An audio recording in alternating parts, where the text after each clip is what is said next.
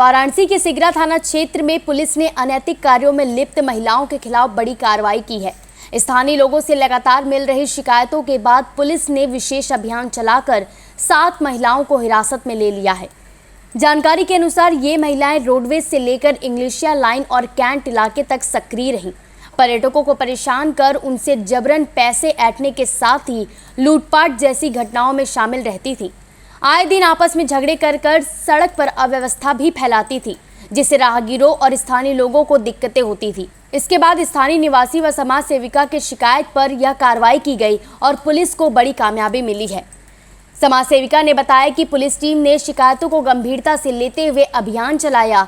इस दौरान 7 महिलाओं को गिरफ्तार कर उनके खिलाफ विधिक कार्रवाई की जा रही है। कल की घटना है। कल शाम को मैं एक महिला का मामला आया मेरे पास कि आप ज़रा उनकी सहायता कर दीजिए। उसको चोट वगैरह लगी थी, तो मैंने भेलूपुरा एसएचओ सर से बात की कि मुझे एक मामले में आपसे मिलना है। तो उन्होंने बोला कि बैठे हैं। बोले ठीक है। और मैं निकली उस महिला की सहायता करने के लिए। और जब मैं कैंट पहुंची, ऑटो में बैठी, तो अचानक एक व्यक्ति भी आकर के उस ऑटो में बैठ जाता है और बैठ करके उसकी जो एक्टिविटीज़ थी वो हमको सही नहीं लगी। तुरंत मैंने अपने कैमरे को ऑन कर दिया।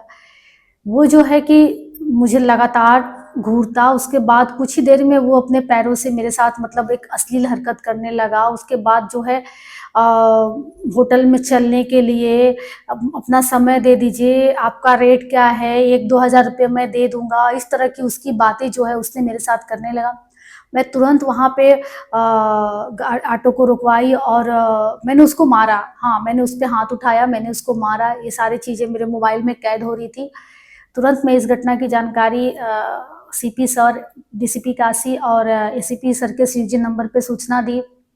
मैंने ट्वीट भी किया और फिर मैं आज पुलिस कमिश्नर के पीआरओ सर से बात की थी सुबह 10:30 बजे। उन्होंने 12:30 बजे बुलाया था मिलने के लिए सीपी सर से। तो हालांकि सीपी सर नहीं मिले, ज्वाइंट सीपी सर मिले। उन्होंने मेरी पूरी बात को सुना, समझा और उन्होंने बताया कि सच में मामला बहुत गंभीर है और तुरंत उन्होंने आदेशित कर दिया डीसीपी काशी को। हैरान करने वाली ये बात है कि ये जब हम बनारस में रहने वाली महिलाओं के साथ चीजें हो रही है, तो बाहर से आने वाली महिलाओं के साथ भी तो होती होगी। मैंने खुद भी देखा है, कई बार इस तरह की चीजें होती है। महिलाएं सोचती है क्या बोले। एक दिन मैं इसी तरह से काम से जा रही थी, एक महिला के साथ बदतमीजी हुई थी। मैंने उनसे कहा कि आप अपनी बात रखिए जाकर के चौकी पे। तो उन्होंने कहा कि 2 घंटे बाद हमारी ट्रेन है, क्या ही हम बोले। तो हम क्या मैसेज दे रहे हैं। ये प्रधानमंत्री नरेंद्र मोदी जी का संसदीय क्षेत्र है और आए दिन यहाँ पे हजारों की संख्या में आवागमन होता है लोगों का। महीने में 4 बार योगी आदित्यनाथ जी आते हैं। तो क्या कैंट जैसी गंभीर जो एक मुद्दा है, देह व्यापार जैसा एक गंभीर मुद्दा, उससे अवगत नहीं है? क्या प्रशासन को इस बात की भनक नहीं है कि वहां पे क्या गतिविधि हो रही है? मतलब कुछ ही समय पहले की बात है कि जहां पे एक पुलिस की जो आईपीएस अधिकारी रहती है, उनका भी रेट वगैरह पूछा जाता है। उन्होंने तुरंत उस पर कार्रवाई किया, धरपकड़ किया। तो जब इस तरह के एक आईपीएस अधिकारी सुरक्षित नहीं है, एक सामाजिक कार्यकर्ता सुरक्षित नहीं है, तो जो ऐसे महिलाएं हैं जो ज्यादा बोल नहीं पाती है, उनके साथ क्या होता होगा। हमने सर से साफ शब्दों में कहा है कि सर, कैंट स्टेशन के लिए आपको थोड़ी सी कठोर कार्रवाई करनी होगी। आप वहां पे पिंक बूथ बनाइए, पुलिस की जो गतिविधि है उसे बढ़ाइए और लगातार उस पे जैसे कि ट्रैफिक को लेकर के जांच पड़ताल हो रही है, उसी तरीके से आप वहां पर भी, ताकि ये सब घटनाएं थोड़ा कम हो।